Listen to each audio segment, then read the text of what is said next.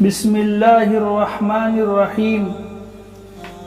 حضرت ابو ذر غفاری رضی اللہ تعالیٰ عنہ مشہور صحابی ہے جو بعد میں بڑے جاہدوں اور بڑے عالموں میں ہوئے۔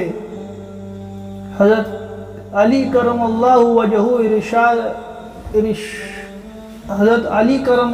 وجہہ کا ارشاد ہے کہ حضرت ابو ذر رضی اللہ تعالیٰ عنہ ایسے علم کو حاصل کیے ہوئے ہیں جس سے لوگ عاجز ہیں، مگر انہوں نے اس کو محفوظ رکھا ہے۔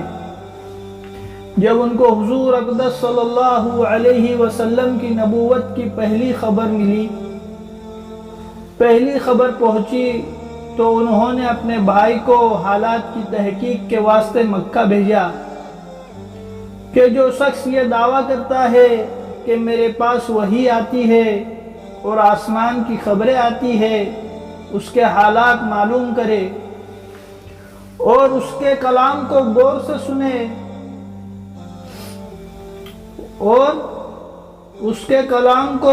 سنے وہ مکہ مکرمہ آئے اور حالات معلوم کرنے کے بعد اپنے بھائی سے جا کر کہا کہ میں نے ان کو اچھی عادتوں اور عمدہ اخلاق کا حکم کرتے دیکھا، اور ایسا کلام جو نہ سحر ہے نہ کاہلوں کا کلام ہے۔ حضرت ابو ذر رضی اللہ تعالیٰ عنہ کو اس مجمل بات سے تسلی نہ ہوئی تو خود سامان سفر کیا اور مکہ پہنچے اور سیدھے مسجد حرام میں گئے۔ حضور صلی اللہ علیہ وسلم کو پہچانتے نہیں تھے اور کسی سے پوچھنا مصلحت کے خلاف سمجھا۔ شام تک اسی حال میں رہے۔ شام کو حضرت علی کرم اللہ وجہہ نے دیکھا کہ ایک پردیسی مسافر ہے۔ مسافروں کی، غریبوں کی، پردیسیوں کی خبر گیری، ان کی ضرورتوں کو پورا کرنا ان حضرات گھٹی میں پڑا ہوا تھا، اس لیے ان کو اپنے گھر لے آئے، میزبانی فرمائی، لیکن اس کے پوچھنے کی کچھ ضرورت نہ سمجھی کہ کون ہو، کیوں آئے۔ مسافر نے بھی کچھ ظاہر نہ کیا۔ صبح پھر مسجد میں آ گئے اور دن بھر اسی حال میں گزرا کہ خود پتہ نہ چلا اور کسی سے دریافت کیا نہیں۔ غالباً اس کی وجہ یہ ہوگی کہ حضور صلی اللہ علیہ وسلم کے ساتھ دشمنی کے قصے بہت مشہور تھے۔ آپ صلی اللہ علیہ وسلم کو اور آپ کے ملنے والوں کو ہر طرح کی تکلیفیں دی جاتی تھی۔ ان کو خیال ہوا کہ صحیح حال معلوم نہیں ہوگا اور بدگمانی سے مفت کی تکلیف علیحدہ رہی۔ دوسرے دن شام کو بھی حضرت علی کرم اللہ وجہہ کو خیال ہوا کہ پردیسی مسافر ہے، بظاہر جس غرض کے لیے آئے ہیں وہ پوری نہیں ہوئی، اس لیے پھر اپنے گھر لے آئے اور رات کو کھلایا سلایا، مگر پوچھنے کی اس رات کو بھی نوبت نہ آئی۔ تیسری رات کو پھر یہی صورت ہوئی تو حضرت علی رضی اللہ تعالیٰ عنہ نے دریافت کیا کہ تم کس کام سے آئے ہو، کیا غرض ہے؟ تو حضرت ابو ذر رضی اللہ تعالیٰ عنہ نے اول ان کو قسم اور عہد و پیمان دیے اس بات کے کہ وہ صحیح بتائے، اس کے بعد اپنی غرض بتائی۔ حضرت علی کرم اللہ وجہہ نے فرمایا کہ وہ بے شک اللہ کے رسول ہے، اور صبح کو جب میں جاؤں تو تم میرے ساتھ چلنا، میں وہاں تک پہنچا دوں گا، لیکن مخالفت کا زور ہے، اس لیے راستے میں اگر مجھے کوئی شخص ایسا ملا جس سے میرے ساتھ چلنے کی وجہ سے تم پر کوئی اندیشہ ہو تو میں پیشاب کرنے لگوں گا یا اپنا جوتا درست کرنے لگوں گا، تم سیدھے چلے جانا، میرے ساتھ ٹھہرنا نہیں، جس کی وجہ سے تمہارا میرے ساتھ چلنا معلوم نہ ہو۔ چنانچہ صبح کو حضرت علی کرم اللہ وجہہ کے پیچھے پیچھے حضور صلی اللہ علیہ وسلم کی خدمت میں پہنچے۔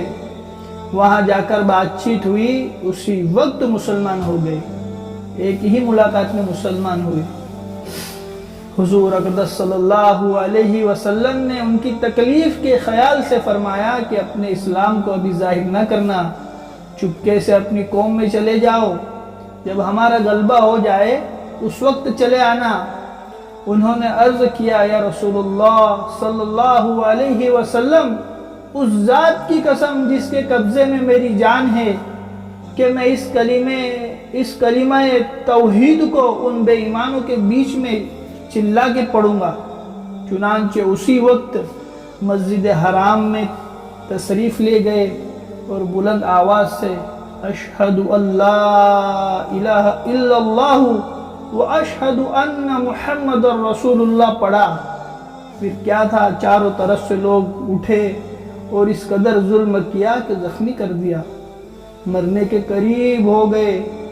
حضور صلی اللہ علیہ وسلم کے چچا حضرت عباس رضی اللہ تعالیٰ عنہ، جو اس وقت تک مسلمان بھی نہیں ہوئے تھے، ان کے اوپر بچانے کے لیے لیٹ گئے اور لوگوں سے کہا کہ کیا ظلم کر رہے ہو، یہ شخص قبیلہ غفار کا ہے اور یہ قبیلہ ملک شام کے راستے میں پڑتا ہے، تمہاری تجارت وغیرہ سب ملک شام کے ساتھ ہے، اگر یہ مر گیا تو شام کا آنا جانا بند ہو جائے گا۔ اس پر ان لوگوں کو بھی خیال ہوا کہ ملک شام سے ساری ضرورتیں پوری ہوتی ہے، وہاں کا راستہ بند ہو جانا مصیبت ہے، اس لیے انہوں نے چھوڑ دیا۔ دوسرے دن پھر اسی طرح انہوں نے جا کر آواز بلند کلمہ پڑھا اور لوگ اس کلمہ کے سننے کی تاب نہ لا سکتے تھے، اسی لیے ان پر ٹوٹ پڑے۔ دوسرے دن بھی حضرت عباس نے اسی طرح ان کو سمجھا کر ہٹایا کہ تمہاری تجارت کا راستہ بند ہو جائے گا۔ حضور صلی اللہ علیہ وسلم کے ارشاد کے باوجود کہ اپنے اسلام کو چھپاؤ، ان کا یہ فعل حق کے اظہار کا ولولہ اور غلبہ تھا کہ جب یہ دین حق ہے تو کسی کے باپ کا کیا اظہارہ ہے۔ کیسا اسلام قبول کیا، پہلی ہی دفعہ کلمہ پڑھا، اور کیسا کیا بتایا، ان کا یہ فعل حق کے اظہار کا ولولہ اور غلبہ تھا کہ جب یہ دین حق ہے تو کسی کے باپ کا کیا اظہارہ، جس سے ڈر کر چھپا جائے۔ اور حضور صلی اللہ علیہ وسلم کا منع کرنا شفقت کی وجہ سے تھا کہ ممکن ہے کہ تکلیف کا تحمل نہ ہو، ورنہ حضور صلی اللہ علیہ وسلم کے حکم کے خلاف صحابہ کرام رضی اللہ تعالیٰ عنہ کی یہ مجال تھی۔ چونکہ حضور صلی اللہ علیہ وسلم خود دین کے پھیلانے میں ہر قسم کی تکلیفیں برداشت کر رہے تھے، اسی لیے حضرت ابو ذر رضی اللہ تعالیٰ عنہ نے سہولت پر عمل کے بجائے حضور صلی اللہ علیہ وسلم کے اتباع کو ترجیح دی۔ یہی ایک چیز تھی کہ جس کی وجہ سے ہر قسم کی ترقی دین اور دنیاوی صحابہ کرام رضوان اللہ علیہ مجمعین کے قدموں میں رہی تھی، اور ہر میدان ان کے قبضے میں تھا کہ جو شخص بھی ایک مرتبہ کلمہ شہادت اشہد اللہ الہ الا اللہ واشہد ان محمد رسول اللہ اس پڑھتا، اسلام کے جھنڈے کے نیچے آ جاتا تھا۔ بڑی سے بڑی قوت بھی اس کو روک نہ سکتی تھی، اور نہ بڑے سے بڑا ظلم ان کو دین کی اطاعت سے ہٹا سکتا تھا۔ سبحان اللہ و بحمدہ، سبحانک اللہم و بحمدک۔